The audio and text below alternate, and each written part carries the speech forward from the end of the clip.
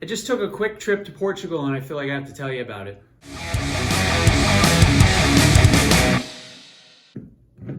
Welcome back to Drinking It In. I am your host, Chris Casara. We are here to help you know more and drink better. And, I took a quick trip to Portugal for about a half hour. And I wasn't planning on doing a video on this particular wine or Portuguese wine in general anytime soon, but I took a sip of this wine and I was like, you know what, we need to discuss this.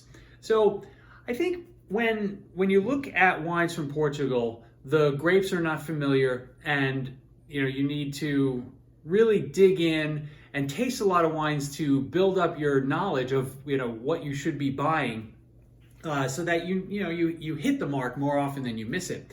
In this case, I was at my local, one of my favorite stores, and they had a little shelf talker that had some basic tasting notes, berries, this, that, and I was like, you know what, it's $13, sounds nice, let me just buy it, everyday red.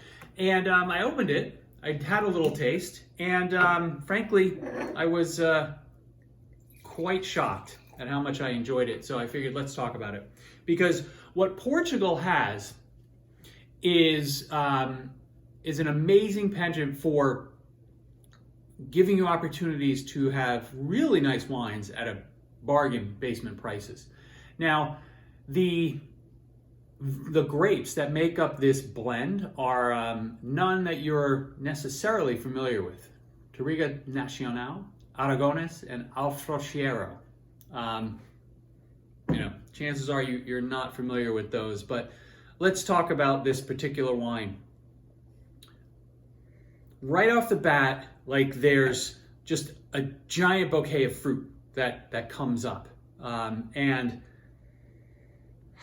it didn't abate at all from when I tasted this the other day. Let's just take a step back. 2019 Cabriz, Dow red wine. So Dow is the region in Portugal where this is from. Touriga Nacional is a pretty well-known grape and getting a lot of traction around the world. It's even being planted in Bordeaux due to some of the climate changes.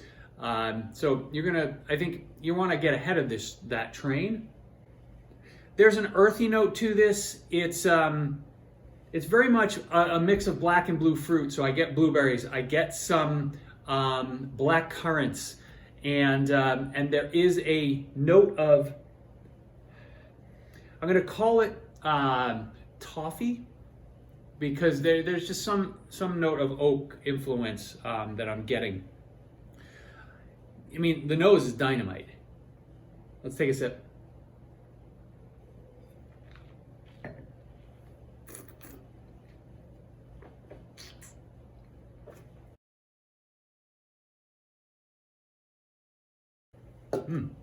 So on the palate, very nice. It's pretty effortless. There's a little dryness at the end, but not in a way that it would turn me off. I don't like wines that finish too dry. This has a little bit of dryness. The finish is still going on. Very pure blueberry fruit coming through on the palate. I get that toffee aroma is now turned into a bit of chocolate on the finish. This wine is just dynamite, and for $13, it's just so hard to get a better value red wine to open up whenever you would like. And you can, this will be good on Tuesday night for a pizza, and you could also, you can dress it up a bit and have it with a nicer meal. Maybe you're serving some, a nice roast, or even some, a big old pork chop. In the end, we have to give Portugal more attention.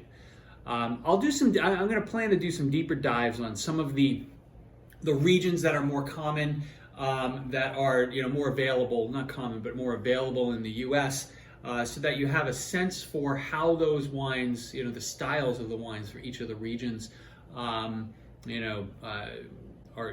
typically, wow. Let's rewind that. I'm going to do some videos on wines from Portugal and what each of the regions, the styles for each of the regions, so you can make a good choice, for a region that matches up with what you like. That was better. Take two was better. I'm going to leave the first flub in there because I know that some people like when I just completely, have a moment. Thanks for watching. I appreciate the recent love, all the comments, and I will talk to you soon. Cheers.